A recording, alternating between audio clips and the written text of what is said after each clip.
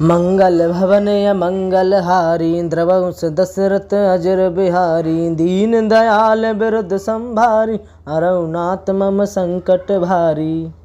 जो लोग मेरी वीडियो को देख रहे हैं चैनल को सब्सक्राइब करें, लाइक करें और शेयर करना ना भूलें और कमेंट में जय श्री राम लिखना ना भूलें।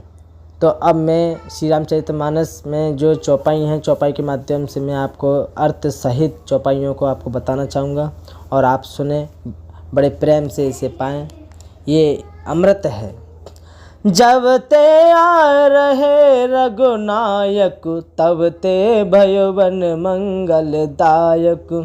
फूल ही फल ही बेटप विधि नाना मंजु बलत भर बेली विधाना। जब से श्री रघुनाथ जी वन में आकर रहे तब से वन मंगल में दायक हो गया है। अनेकों प्रकार के वृक्ष फूलते और फलते हैं और उन पर लिपटी हुई सुंदर बेलों के मंडप पे तने हैं। सुर तरु सरस सुवाए सुहाए मनहु विवधवन पर हर आए।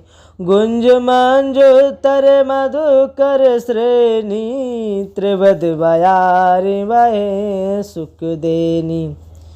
वे कल्प वृक्ष के समान स्वाभाविक ही सुंदर हैं, मानो वह देवताओं के वन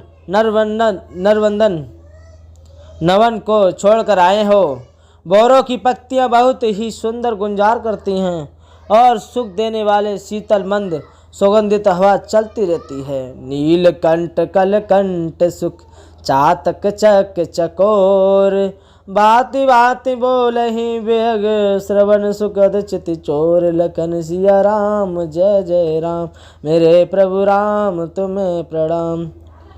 तुलसीदास कहने लगे कि नीलकंठ कोयल तोते पपिये चकवे और चकोर आदि पंछी कानों को सुख देने वाले और चित्त को चुराने वाले तरह तरह की बोलियां बोलते हैं। कर कहरे कपि कौल को रंगा विगत बेर बिच रही सब संगा। फिरत हर राम छवि देखी होए मोदत मृगवंद विशेष। और तुलसीदास कहते हैं हाथी, सिंह, बंदर, सुअर और हिरण ये सब वैर छोड़कर साथ साथ विचरते हैं। शिकार के लिए फिरते हुए श्री रामचंद्र जी की छवि को देखकर पशुओं के समूह विशेष आनंदित होते हैं। विवध विपन जाए लगी जग माई देख राम वन सकल सिहाई। सुर सरि सरस दे दिन कर कन्या मेकल सुता गोदवरी धन्या। जगत में जहाँ तक जितने देवताओं के वन हैं सब श्री राम जी के वन को देखकर सिहाते हैं। गंगा, सरस्वती, सूर्य कुमारी, यमुना, नर्मदा, गोदावरी आदि धन्य पुण्यमयी नदियां हैं। सब सर सिंधु नदी नद नाना मंदाकिन कर करे बकाना। उदय अस्त गिर और कैलासु मंदर मेरु सकल सुरवासु। तुलसीदास कहने लगे सारे तालाब, समुद्र, नदी और अनेकों नद सब मंदाकिनी की बढ़ाई करते हैं। उदयाचल, अस्ताचल, कैलाश, मंदराचल और सुमेरु आदि सब जो देवताओं के रहने के स्थान हैं। शैल हिमाचल आदिक जेते चित्रकूट जसु गावै ते विधि मुदिते मन सुख न समाई श्रम बिनु विपल बढ़ाई पाई। और हिमालय आदि जितने पर्वत हैं सभी चित्रकूट का यश गाते हैं।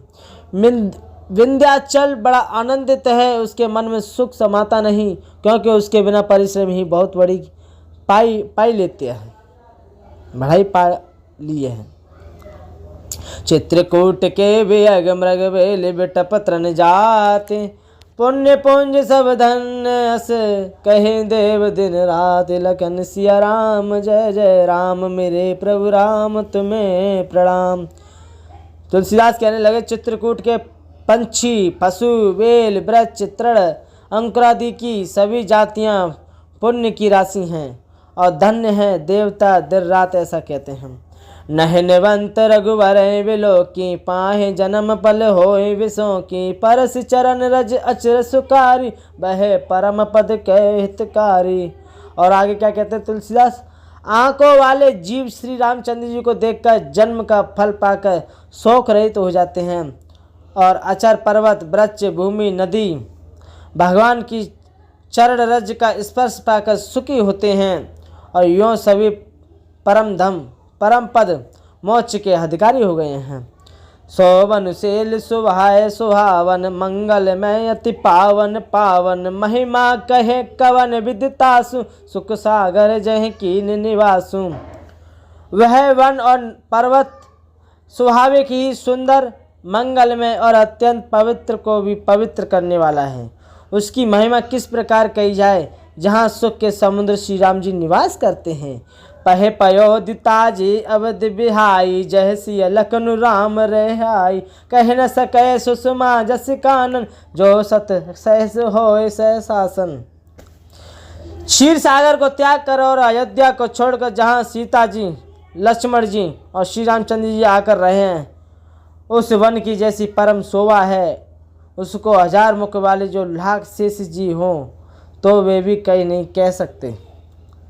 सो में वरिन न कहो विद कही, डावर कमट की मंदर लही, सेवई लखनु करम वन वाणी, जाय नसील सनेहु बकानी। उसे भला मैं किस प्रकार से वर्णन करके ये कह सकता हूँ, कहीं पोकर का क्षुद्र कछुआ भी मद्राचर उठा सकता है। लक्ष्मण जी मन, वचन और कर्म से श्री रामचंद्र जी की सेवा करते हैं, उनके शील और स्नेह का वर्णन नहीं किया जा सकता। छिन छिन लकी सिय राम, पद जाने अपु परनेव, करत न सपने लखन चित, बंदे मात पित गए लखन। सिया राम जय जय राम, मेरे प्रभु राम तुम्हें प्रणाम। तो तुलसीदास कहने लगे, क्षण क्षणभर श्री सीताराम जी के चरणों को देखकर और अपने ऊपर उनको स्नेह जानकर लक्ष्मण जी स्वप्न में भी भाइयों, माता पिता और घर की याद नहीं करते।